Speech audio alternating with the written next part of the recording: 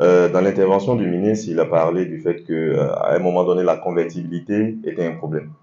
Voilà, mais il faut dire que dans le secteur de la crypto-monnaie, actuellement, on a la possibilité de pouvoir échanger sa crypto-monnaie contre d'une monnaie stable, voilà, qui est USDT. Il n'y a pas que USDT, il y a USDC, il y a BUSD, il y a pas mal on les appelle les stablecoins. Donc, ce sont des monnaies dans lesquelles on peut transcrire nos crypto-monnaies pour ne pas qu'ils perdent de la valeur. Alors, c'est très important. Parce que je peux avoir des bitcoins ou bien je peux avoir des Ethereum, peu importe ce que vous voulez. Mais si j'arrive à le canaliser, c'est-à-dire qu'à le mettre soit en une monnaie stable, tout de suite je sécurise en fait ce que j'ai. Donc ça, c'est beaucoup important.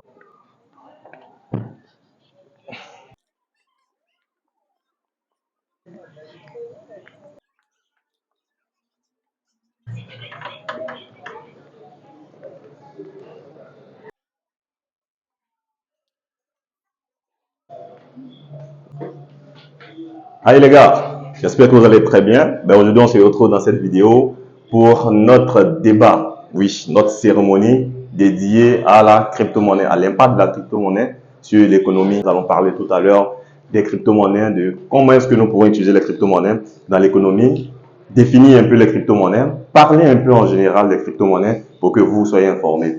Donc, suivez-moi et tout à l'heure, on en parle. Allez, c'est parti les gars.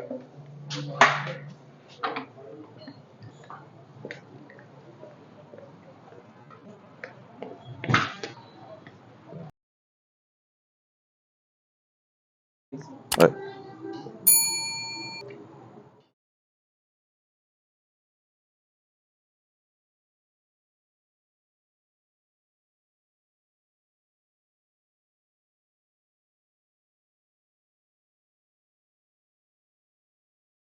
Merci de l'applaudir très fort, Monsieur le ministre de l'économie numérique, Monsieur Adam Roger. Encore des applaudissements pour lui.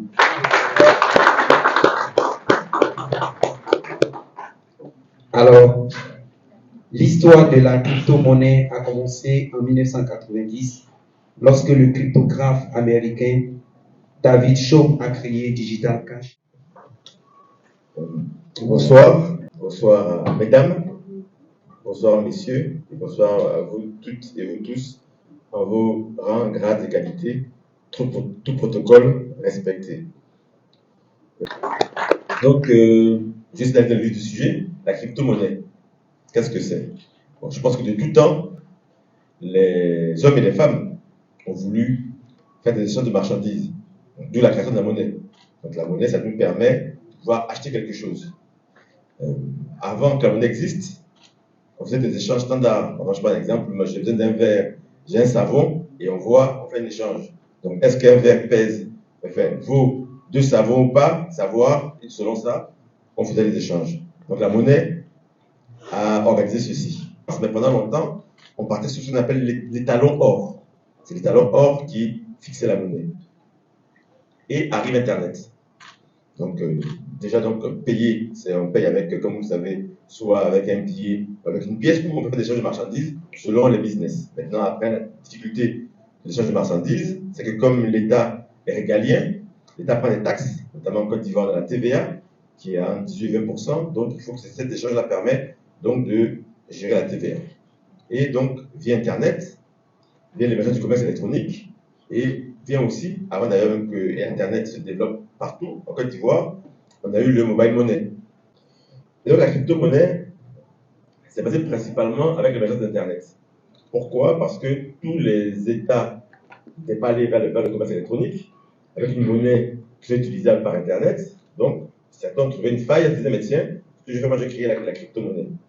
Donc, je pense que tout à l'heure, le présentateur a fait une confusion. La blockchain n'est pas une monnaie. La blockchain, c'est une technologie qui permet d'utiliser la crypto-monnaie. C'est bien ça, tu vas pas de bêtises. Hein? Est-ce que la crypto-monnaie est une réalité? Bon, déjà, il y a la chose qui est importante qu'on doit comprendre. La Côte d'Ivoire est un état de droit.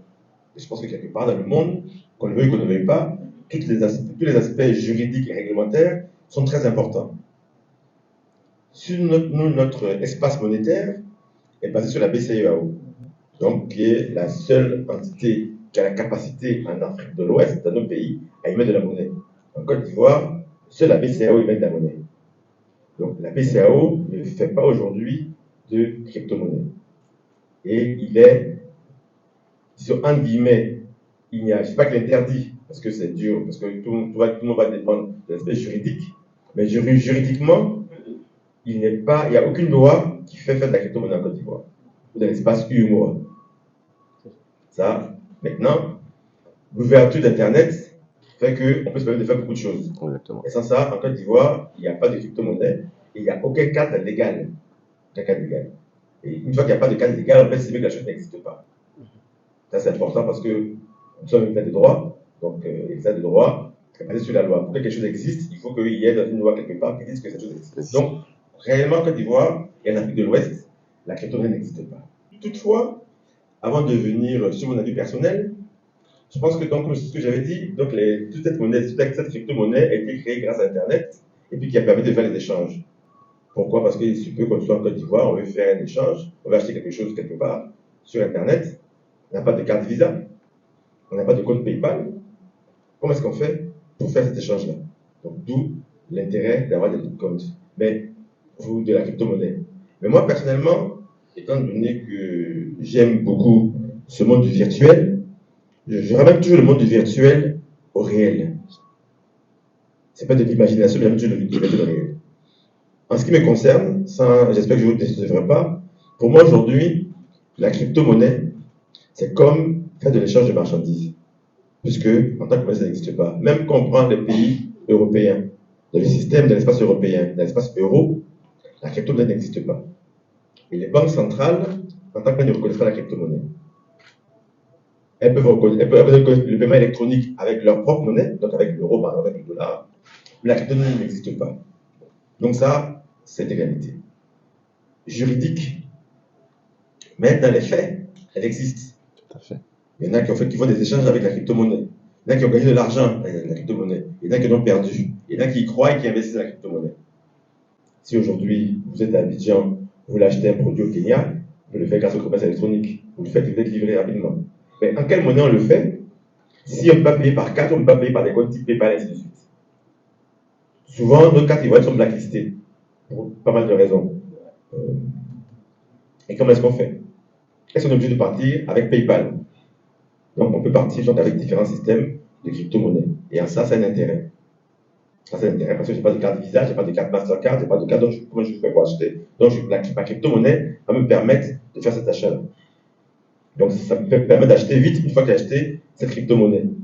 Moi, je vais vous donner mon sentiment personnel. Donc, je vais parler des avantages qui c'est la facilité, la transparence, les échanges, ainsi de suite. Ça, c'est très bien. Sur Internet, on voit tout en temps réel, mais les désavantages, c'est que c'est un système qui n'est pas régulé. Quand je dis qu'il n'est pas régulé, il n'y a pas une réglementation forte dessus. Donc, si aujourd'hui vous achetez une crypto-monnaie quelle qu'elle soit, à Abidjan, la société n'existe nulle part. Donc, si vous perdez, à qui vous plaignez? Devant quel tribunal vous allez vous plaindre? Donc, c'est un risque. C'est vraiment ça la grosse difficulté. Donc, je pense que quelque part, ça permet de la facilité, de la rapidité, de la transparence. Il n'y a rien à dire qu'on utilise Internet, mais quand tout se passe bien, il n'y a pas de problème. Quand il y a un problème, là, Il y a un problème. il y a beaucoup de problèmes. Donc, mais je pense que c'est l'avenir. Donc, c'est une évolution technologique qui a démarré depuis à peu près une vingtaine d'années, qui ne peut pas s'arrêter.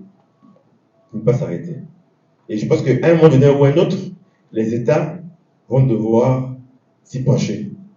Ce que je dirais en conclusion, c'est que la crypto-monnaie en Côte d'Ivoire, en Afrique de l'Ouest, n'est pas une réalité aujourd'hui. Mais nous ne pouvons pas faire comme si ce phénomène n'existe pas. C'est important de s'y pencher, de s'y préparer. Ça peut être une opportunité pour nous d'être avant-gardistes et d'être prêts le jour où ce système-là changera. Donc, pensons à ça comme une opportunité. La technologie est très bien, cette technologie va évoluer, et surtout, pensons à l'aspect réglementaire. De la technologie, sans la réglementation, ce n'est rien. Donc, je vais arrêter là pour aujourd'hui. Ce fut vraiment un plaisir. Alors, ma question se situe au niveau de la réglementation. Si réglementation il y a, ou si projet de réglementation il y a, à quel stade se situe la réglementation? Aujourd'hui, pour être simple, ils sont au stade 0. Stade 0. personne s'y penche ou ne s'y est penché. C'est vrai qu'il n'y a pas forcément beaucoup de cercles de discussion sur la crypto-monnaie, c'est vrai, mais je pense que celui-ci, aujourd'hui, en est un. Mais je pense que ça, c'est l'utilisation qui montre les failles de la loi. Comme il n'y a pas tant d'utilisation que ça, je prends l'exemple quand on avait créé le mobile money, je peux dire mobile money, mobile banking, on a fait la même chose, le mobile money. Il n'y a pas de réglementation au niveau de la BCAO.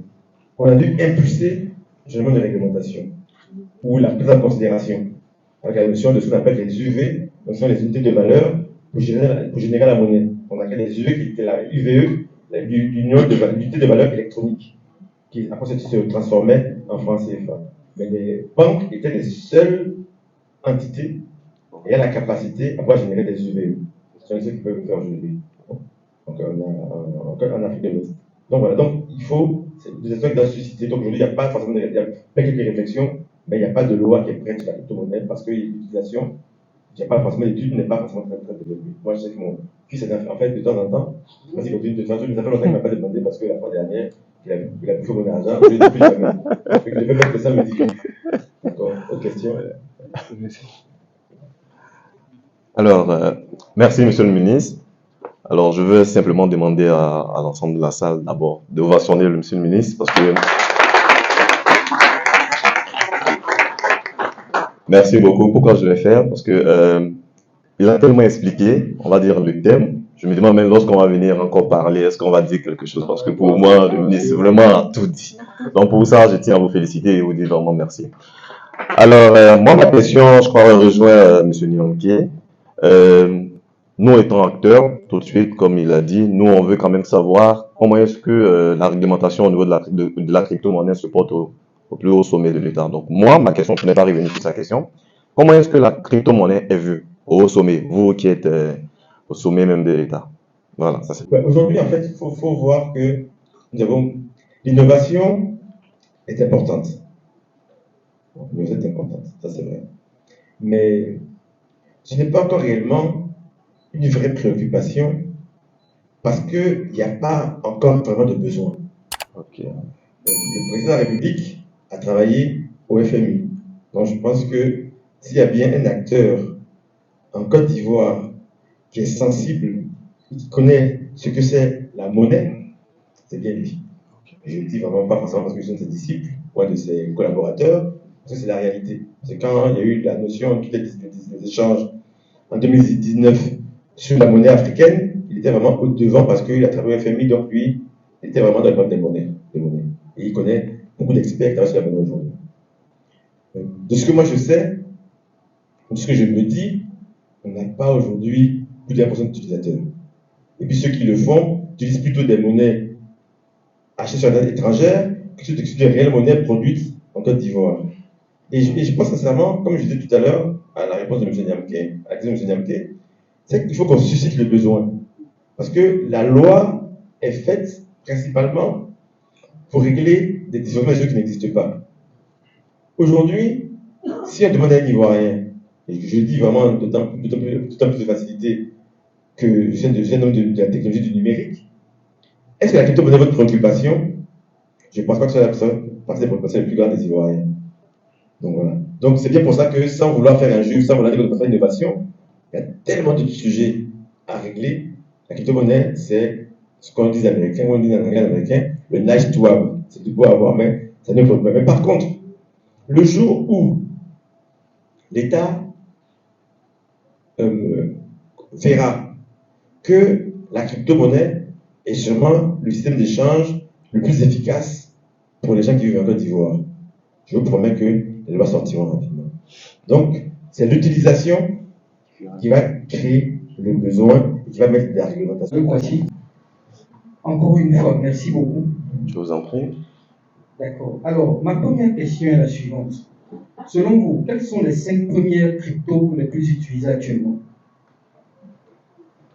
Merci. Alors, cette question, je pense que si je donne les 5 premières cryptos les plus, chacun peut en fait avoir sa liste à lui. Mais si on prend le top 10, je pense qu'il y a le Bitcoin qui est la mère. Voilà, parce que toutes les crypto-monnaies sont nées certainement après le Bitcoin. Et ensuite, vous avez Ethereum, qui est venu résoudre un certain nombre de problèmes du Bitcoin. Et vous avez USDT. Dans l'intervention du ministre, il a parlé du fait qu'à un moment donné, la convertibilité était un problème.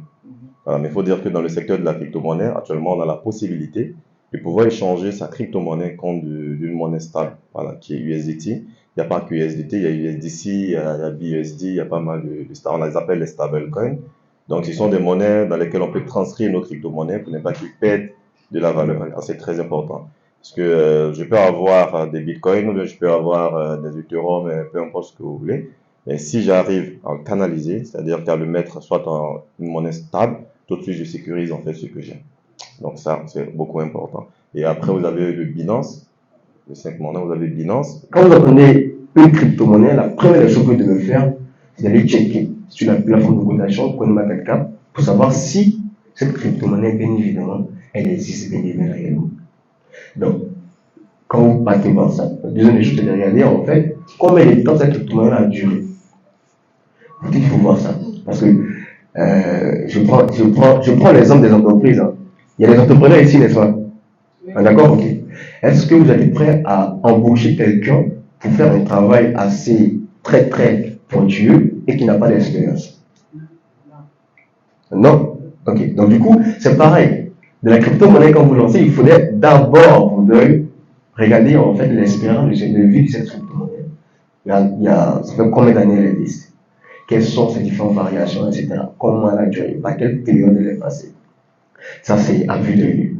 Deuxième, on peut parler également de la capitalisation. Bon, la capitalisation, c'est la conversion boursière. C'est tout simplement connaître le nombre, ou plus ou moins la valeur de toutes ces personnes-là qui ont acheté cette crypto-monnaie. Ouais, d'accord? Je prends un exemple. Supposons que nous avons tous ce bidon d'eau qui est là. Donc, et tout le monde achète ça.